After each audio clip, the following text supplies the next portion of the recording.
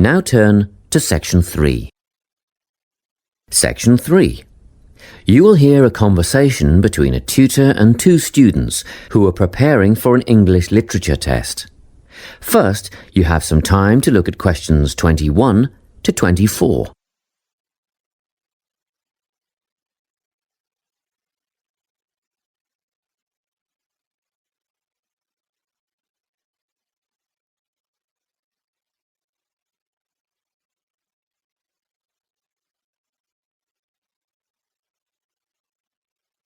Listen carefully and answer questions 21 to 24.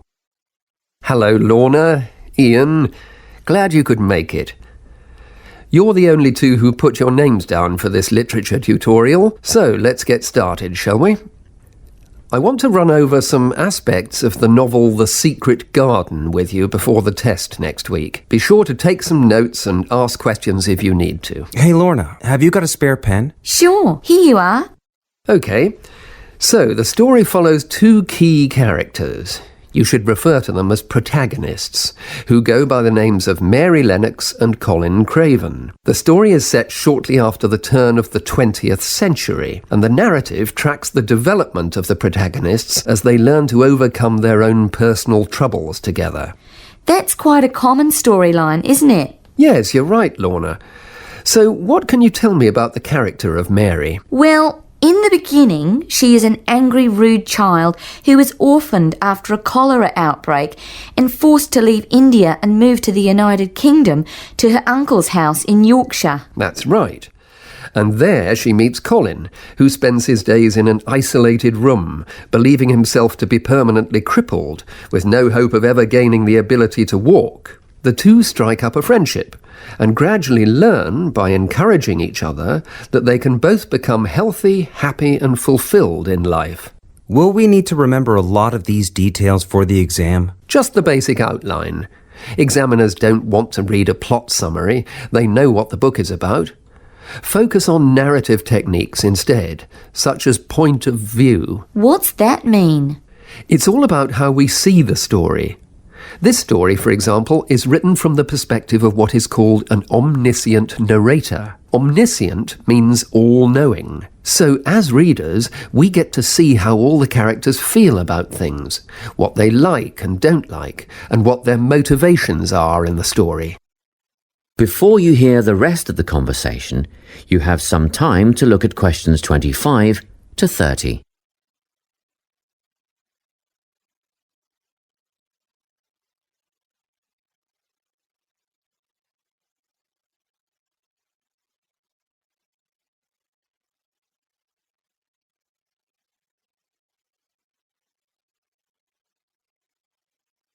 Now listen and answer questions 25 to 30.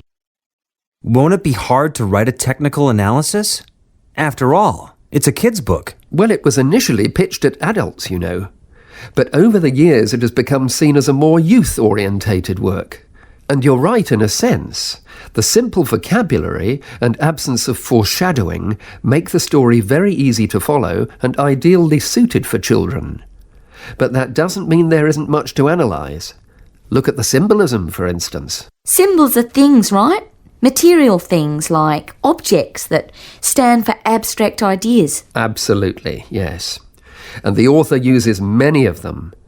There's the robin redbreast, for example, which symbolises the wise and gentle nature that Mary will soon adopt. Note that the robin is described as not at all like the birds in India. Roses are used as well, as a personal symbol for Mistress Craven. You'll see they're always mentioned alongside her name, and Mistress Craven's portrait can also be interpreted as a symbol of her spirit. Are symbols just another name for motifs? No, motifs are a bit different. They don't have as direct a connection with something the way that a symbol does. Motifs are simply recurring elements of the story that support the mood. Are there any in this novel? Yes, two very important ones. The Garden of Eden is a motif. It comes up a few times in connection with the garden of the story. And then you've got the role that secrets play in the story. In the beginning, everything is steeped in secrecy, and slowly the characters share their secrets, and in the process move from darkness to lightness, metaphorically, but also, in the case of Colin, quite literally. His room in the beginning has the curtains drawn, and he appears at the end in the brightness of the garden. Anything else we need to know about? Yes. Nearly all novels explore universal concepts that everyone has experienced. Things like love, family, loneliness, friendship. These are called themes. The Secret Garden has a few themes that all centre on the idea of connections. The novel explores, for example, the way that health can determine and be determined by our outlook on life. As Colin's health improves, so too do his perceptions of his strength and possibility. The author also examines the link between our environment and our physical and emotional prosperity. The dark, cramped rooms of the manor house stifle the development of our protagonists. The garden and natural environments allow them to blossom, just as the flowers do. Finally, this book looks at connections between individuals, namely Mary and Colin. This necessity of human companionship is the novel's most significant theme, because none of their development as individuals would have occurred without their knowing each other. Well, that about sums it up, I think. That's a great help, thanks. Yes, thanks very much. That is the end of section 3. You now have half a minute to check your answers.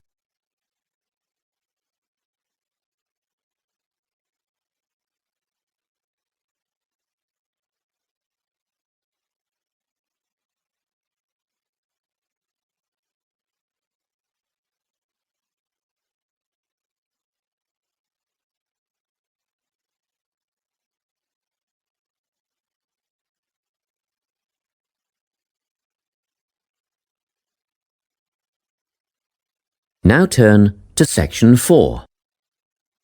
Section 4. You will hear a talk on the topic of time perspectives.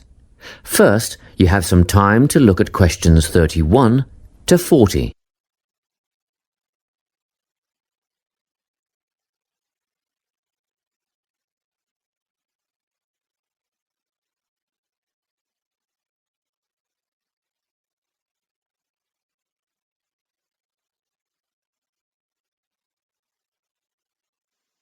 Listen carefully and answer questions 31 to 40. Today, I'm going to be talking about time. Specifically, I'll be looking at how people think about time and how these time perspectives structure our lives. According to social psychologists, there are 6 ways of thinking about time, which are called personal time zones. The first 2 are based in the past.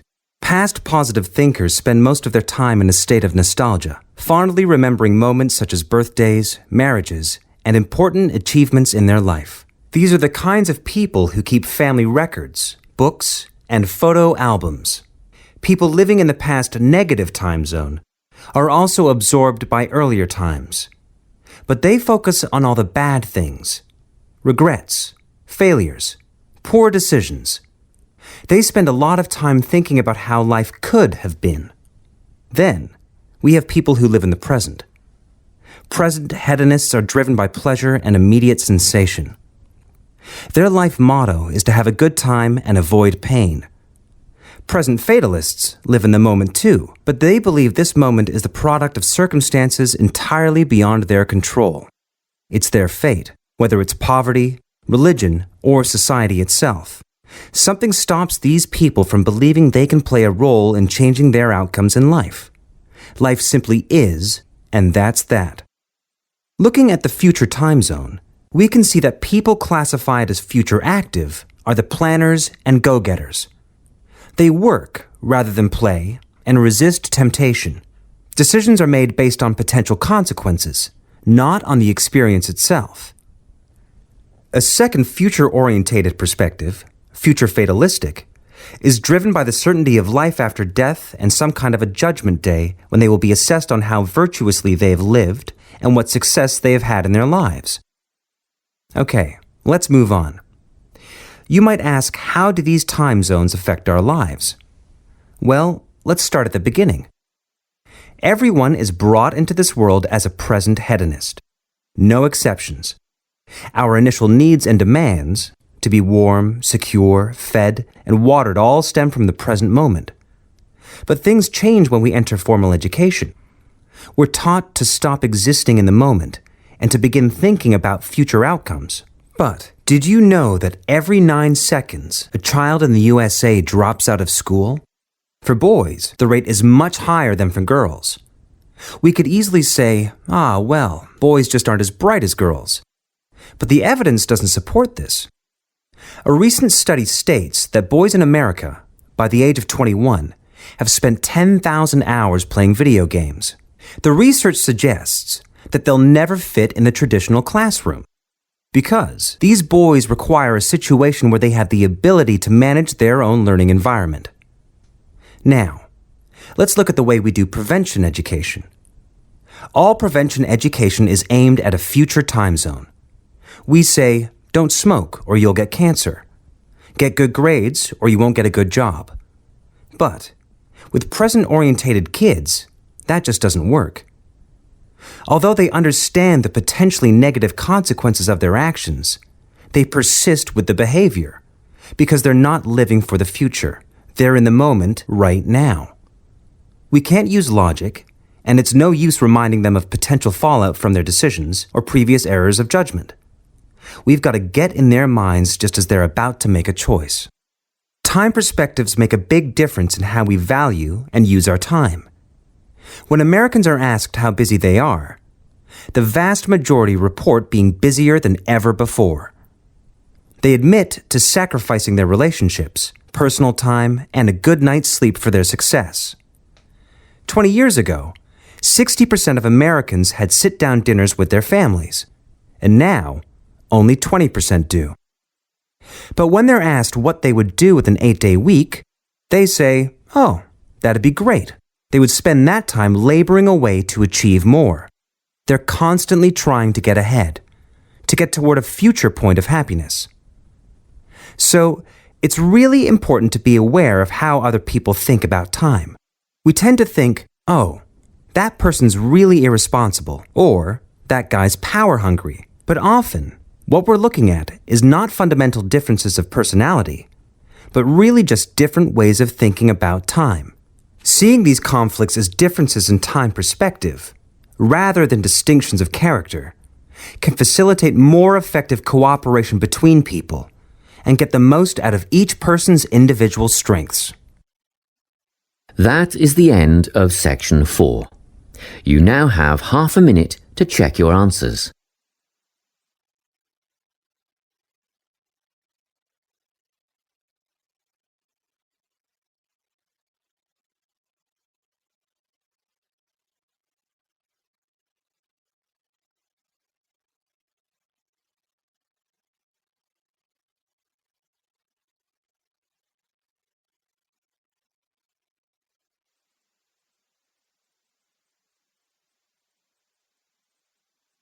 That is the end of the listening test. You now have 10 minutes to transfer your answers to the listening answer sheet.